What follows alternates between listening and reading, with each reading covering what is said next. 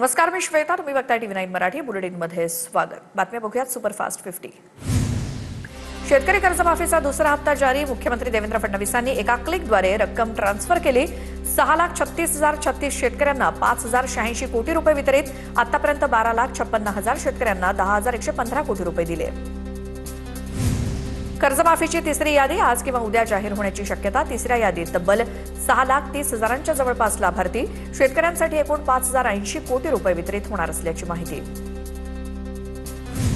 धुळे जिल्ह्यातील प्रकल्पांमध्ये 70% जलसाठा. प्रमुख 7 जलसाठ्यांमध्ये जलसाठा 50%च्या पुढे न गेल्यामुळे पावसाची प्रतीक्षा. पाऊस न पडल्यास पाणी टंचाईचं संकट येण्याची शक्यता. हत्तूर धरणाच्या पाणलोट क्षेत्रात पाण्याची आवक वाढली. हत्तूर धरणाच्या 4 दरवाजांमधनं 53,000 क्युसेकनं तापी नदी पात्रात विसर्ग. नागरिकांना सतर्क राहण्याच्या सूचना. पावसाळा सुरू होऊन 2 महिन्याचा कालावधी उलटला तरी जालना जिल्ह्यामध्ये पाणी टंचाईचं सावट. 57,000 नागरिकांची तहान. टँकरच्या पाण्यावरती अवलंबून. सद्यस्थितीला 16 गावं आणि 23 वाड्यांना टँकरद्वारे पाणी पुरवठा सुरू. रत्नागिरीच्या कुंभारली गाठात मोठ्या प्रमाणात धुक्याची चादर. धुक्यामुळे अंधुक वातावरण निर्माण झाल्यामुळे वाहनांचा वेग मंदावला. दृश्यमानता कमी झाल्यामुळे वाहन चालकांसमोरील अडचणी आणखी वाढल्या. समृद्धी महामार्गावरील इगतपुरी परिसर सध्या निसर्गाच्या हिरवाईनं नटला. ड्रोनच्या माध्यमातून टिपलेलं हे विहंगम दृश्य महामार्गाचं सौंदर्य अधिकच खुलवतात. निसर्गाचं विहंगम दृश्य पाहण्यासाठी पर्यटकांची गर्दी. मंत्री भरत गोगावलेंचा रायगडमधील खड्डे पूर्ण भरण्याचा दावा. गणेशोत्सवाच्या आधी महामार्गाचं काम करू. मंत्री भरत गोगावलेंचं आश्वासन. पुण्याच्या राजगडमधील पोळे कंधार वस्तीकडे जाणाऱ्या कच्च्या रस्त्याची दुरवस्था. रुग्णाला उपचारासाठी झोळीतनं नेण्याची वेळ. प्रत्येक पावसाळ्यात अशीच परिस्थिती उद्भवत असल्यामुळे पक्का रस्ता करून देण्याची मागणी. पुण्यातील साखर संकुलासमोर विविध मागण्यांसाठी शेतकऱ्यांच्या मुलांचं आंदोलन. उसाला प्रतिटन 1,000 रुपये अनुदान देण्याची मागणी. शेतकऱ्यांच्या मुलांचं आंदोलन सुरू. पुण्यातील आदिवासी विद्यार्थ्यांच्या आंदोलनाचा 12वा दिवस. मांजरी इथल्या स्टड फार्म येथील शासकीय आदिवासी वसतिगृहामध्ये विद्यार्थ्यांचं उपोषण. 4 अत्यवस्थ आंदोलकांना रुग्णालयात दाखल केलं. नागपुरात आदिवासी विद्यार्थ्यांचं आंदोलन. सरकारनं आदिवासी विद्यार्थ्यांच्या मागण्या पूर्ण कराव्यात. आदिवासी आश्रमशाळेत चांगल्या दर्जाचं जेवण द्या. सचिन खरात यांची मागणी. माढ्याचे आमदार अभिजित पाटलांकडून आमदार मुक्कामी आपल्या गावी अभियानाची सुरुवात. या अभियानामुळे सर्वसामान्यांची शासकीय कामं एकाच ठिकाणी होण्यास सुरुवात. तर अभियानानिमित्तानं आमदारांचा गावातच मुक्काम. धुळे जिल्ह्यामध्ये अन्न आणि औषध प्रशासन विभागाची तपासणी मोहीम. तपासणी दरम्यान शिरपूरमधील अशोक बेकरीमध्ये मुदतबाह्य आणि विना परवाना खाद्य व्यवसाय सुरू असल्याचा प्रकार समोर. नागपुरात सुट्या तेलाची विक्री 90% घटली. तेलाची विक्री बंद झाल्यामुळे तेलघाणे बंद होऊ लागले. सुटं तेल विक्री करणाऱ्या तेल व्यापाऱ्यांचं मोठं नुकसान. नागपुरातील सर्वच खुल्या तेलाच्या विक्रेत्यांना मोठा फटका. प्युअर तेल काढण्याचा आमचा पारंपरिक व्यवसाय. समाजानं कधी भेसळयुक्त तेल विकलेलं नाही. सुट्या तेलावरील बंदीनंतर बावनकुळेंसमोर वडेट्टीवारांकडून नाराजी व्यक्त. तर याबाबत मंत्रिमंडळ बैठकीत विषय मांडून मुख्यमंत्र्यांशी बोलणार. बावनकुळेंचं आश्वासन. धुळ्यामध्ये किरकोळ स्वरूपात तेल उपलब्ध होत नसल्यामुळे महिलांमध्ये नाराजी. सुट्या तेलाच्या विक्रीवरती बंदीमुळे रोजंदारीवरती काम करणाऱ्या नागरिकांसमोर अडचणी. सर्वसामान्यांना 20, 30 आणि 50 रुपयात खाद्यतेलाची पाकिटं उपलब्ध करून देण्याची मागणी. गडचिरोलीला पुराचा तडाखा. मृतदेह घेऊन जाणारी रुग्णवाहिका पुरात अडकली. पुराचं पाणी वाढल्यामुळे या मार्गावरील दोन्ही बाजूची वाहतूक पूर्णपणे ठप्प. पामुल गौतम आणि इंद्रावती नद्यांना पूर आल्यामुळे भामरागडचा संपर्क पुन्हा एकदा तुटला. नाशिकच्या सुरगणा चिंचला गावामध्ये विदारक परिस्थिती समोर. स्मशानभूमीकडे जाण्यासाठी रस्ता नसल्यामुळे मृतदेह खांद्यावरती घेत नदी ओलांडण्याची वेळ. पावसाळ्यामध्ये अंत्यसंस्कारासाठी ग्रामस्थांचा जीवघेणा संघर्ष. गणपती आगमन पाहण्यासाठी आलेल्या भाविकांना चोरट्यांचा फटका. परळमध्ये गर्दीचा फायदा घेत 4 जणांच्या गळ्यातील सोन्याचे चेन लंपास. एकूण 2,80,000 रुपयांच्या सोन्याच्या चेन चोरीला. अनेकांचे मोबाईल फोन लंपास. पोलीस ठाण्यात तक्रार दाखल. पनवेल इथल्या चंदेरी किल्ल्यावरती अडकलेल्या 3घांची सुखरूप सुटका. सह्याद्री प्रतिष्ठान पनवेल दुर्गसेवक पोलीस पाटलांच्या मदतीनं तरुणांना सुखरूप गडावरनं खाली उतरवण्यात आलं. जळगावच्या 40 गावात पोलिसांना हक्काच्या घराची प्रतीक्षा. जुन्या वसाहतींची दुरवस्था झाल्यामुळे पोलिसांना भाड्याच्या घरात राहण्याची वेळ. तर पोलिसांसाठी नवीन वसाहतीचा प्रस्ताव अद्याप कागदावरच.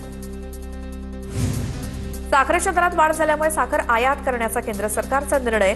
येत्या 15 ऑक्टोबरपर्यंत सरकार साखर आयात करणार. साखर आयात केल्यामुळे येत्या काही दिवसात साखरेचे भाव घसरणार असल्याची चर्चा. परदेशातून साखर आयातीला रयत क्रांती संघटनेचा विरोध. साखर आयात केल्यास आंदोलन करण्याचा पश्चिम महाराष्ट्र अध्यक्ष सचिन नलावडे यांचा इशारा. साखरेचे दर वाढल्यामुळे साईबाबांच्या शिर्डीमध्ये प्रसाद महागला. मात्र साईबाबा संस्थानकडनं लाडू विक्री दरात कोणतीही वाढ नाही. दिवाळीपर्यंत साखर 100 पार जाण्याची शक्यता. साठेबाजी टाळण्यासाठी प्रशासनाचं लक्ष. राज्याला दरमहा 3 लाख टन साखरेची गरज. सध्या राज्यामध्ये 18 लाख टन साखर शिल्लक, तर खुल्या बाजारात साखर 80 रुपयांवरती पोहोचली. साखरेचे भाव वाढल्यामुळे मिठाई उत्पादकांवरती मोठा आर्थिक ताण आलाय. सध्या तरी मिठाईमध्ये दरवाढ झालेली नाही. मात्र काही दिवसातच याच मिठाईच्या दरामध्ये 25 ते 30% भाववाढ होण्याची शक्यता. धुळ्यामध्ये साखरेच्या दरवाढी विरोधात ठाकरेंच्या शिवसेनेचं आंदोलन. पेट्रोल पंपावरती साखर वाटप करत सरकारच्या धोरणाचा निषेध. अचानक झालेल्या दरवाढीमुळे नागरिकांमध्ये नाराजी. जळगावात ठाकरेंच्या शिवसेनेचं महापालिकेसमोर चुलीवरती चहा बनवत आंदोलन. साखरेच्या दरवाढीचा ठाकरेंच्या शिवसेनेच्या पदाधिकाऱ्यांकडून निषेध. महिला पदाधिकाऱ्यांची चुलीवरती चहा बनवत सरकार विरोधात घोषणाबाजी. विजय वडेट्टीवार यांच्या नेतृत्वात चंद्रपूरच्या सिंदेवाई शहरामध्ये काँग्रेसचा बैलगाडी मोर्चा. स्मार्ट मीटर आणि पेपरफुटीसह विविध विषयांवरती काँग्रेसचा मोर्चा. मोर्चामध्ये परिसरातील हजारो शेतकरी आणि काँग्रेसचे कार्यकर्ते सहभागी. सोलापुरात सहाय्यक कामगार कल्याण आयुक्तांच्या कार्यालयावरती विडी कामगारांचा मोर्चा. वेतनवाढीऐवजी रोजगार वाचवण्याची कामगारांची मागणी. वेतनवाढीच्या निर्णयानंतर विडी कारखाना चालकांना तेलंगणाला जाण्याची भूमिका जाहीर केली होती. अहिल्यानगरमध्ये पत्रकार सुशील थोरात मारहाण प्रकरणी 3 आरोपी ताब्यात. गाडीला कट लागल्याच्या वादात 4 जणांनी पत्रकार सुशील भोसलेंचा मुलावरती जीवघेणा हल्ला केला होता. माळेगाव सहकारी साखर कारखान्याचे डिस्लरी ऑफिस सील. स्पेंट वॉशमध्ये घोटाळा झाल्यामुळे डिस्लरी ऑफिस सील. घोटाळ्याप्रकरणी कंपनीतील काही अधिकाऱ्यांचंही निलंबन झाल्याची माहिती.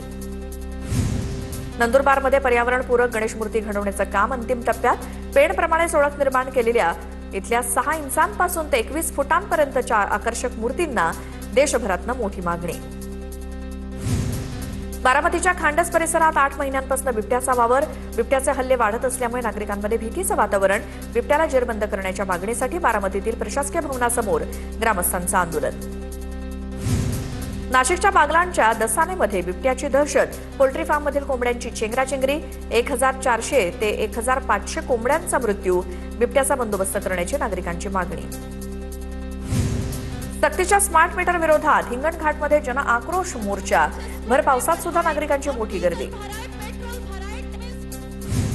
रत्नागिरी शहरातील साळवे स्टॉप परिसरात अतिक्रमण हटाव मोहिमेला सुरुवात. नगर परिषदेचे कर्मचारी आणि अधिकाऱ्यांचा मोहिमेत सहभाग. अहिल्यानगरच्या जामखेडमध्ये सुरू असलेल्या यात्रेमध्ये दुर्घटना. रहाट पाळण्यातनं तरुणी खाली कोसळली. नागेश्वर यात्रोत्सवानिमित्तानं आयोजित आनंद मेळाव्यातील घटना. पाळण्यातील खुर्चीची लोखंडी कडी उघडली गेल्यामुळे दुर्घटना. अनेक वर्षांपासून शासकीय कंत्राटदारांची 80,000 कोटींची देयकं थकीत. थकबाकी न मिळाल्यास भविष्यात रस्त्यावरती उतरून आंदोलन करणार. महाराष्ट्र राज्य कंत्राटी महासंघाचा राज्य शासनाला इशारा. याबाबतीत मुख्यमंत्री फडणवीसांची भेट घेणार असल्याची मिलिंद भोसले यांची माहिती. सांगलीच्या भिलवडीमधील ऐतिहासिक कृष्णा घाटावरती होड्यांच्या शर्यतीचा थरार. स्पर्धेच्या वेळी कृष्णा घाटच्या परिसरात उत्साहाचं वातावरण. शर्यती पाहण्यासाठी परिसरातील नागरिक आणि जलक्रीडा प्रेमींची गर्दी. छत्रपती संभाजीनगरच्या वैजापुरात कचोरीमध्ये उंदराच्या लेंड्या सापडल्या. 5 कचोरींमध्ये उंदराच्या लेंड्या आढळल्याचा ग्राहकाचा दावा. वैजापूर शहरातील कचोरी सेंटरमधील धक्कादायक प्रकार. पालघरच्या मासवडमध्ये आश्रमशाळेत विद्यार्थ्यांचा मृत्यू. विद्यार्थ्याच्या मृत्यूमुळे आरोग्य विभागाची धावपळ. आरोग्य विभागाच्या तपासणीत 29 विद्यार्थ्यांना तापाची लक्षणं आढळली. पुण्यामध्ये कौटुंबिक वादातून पतीनं स्वतःवरती फायरिंग केल्याचा प्रकार. अभिजित शिंगोटेने उजव्या खांद्यावरती बंदुकीतून गोळी झाडून घेतली. अभिजित शिंगोटे जखमी अवस्थेत ससून रुग्णालयात दाखल. शिंगोटे आणि त्यांच्या पत्नीचे न्यायालयामध्ये वाद सुरू आहेत. पुण्याच्या सिंहगड रोडवरती ब्रह्मा हॉटेल समोर पीएमपीएमएल बसमधनं पडून एका तरुणीचा मृत्यू. बसमध्ये प्रचंड गर्दी असल्यामुळे तरुणी बसमधनं कोसळली. पीएमपीएमएलच्या पाठीमागून येणाऱ्या स्कूल बस खाली तरुणी आल्यामुळे तिचा मृत्यू झाला. पश्चिम रेल्वेच्या प्रभादेवी ते लोअर परेल स्थानकादरम्यान रेल्वे प्रवासी आणि तिकीट चेकरमध्ये वाद. प्रवासासाठी तिकीट असून तिकीट चेकरनं चुकीची वागणूक दिल्याचा आरोप. प्रवाशानं तिकीट दाखवल्यानंतरचा प्रकार कॅमेऱ्यात कैद. पश्चिम रेल्वेच्या मालडब्यामध्ये 2 प्रवाशांमध्ये हाणामारी. दोघेही प्रवासी माल घेऊन लोकलला प्रवास करत असल्याची माहिती.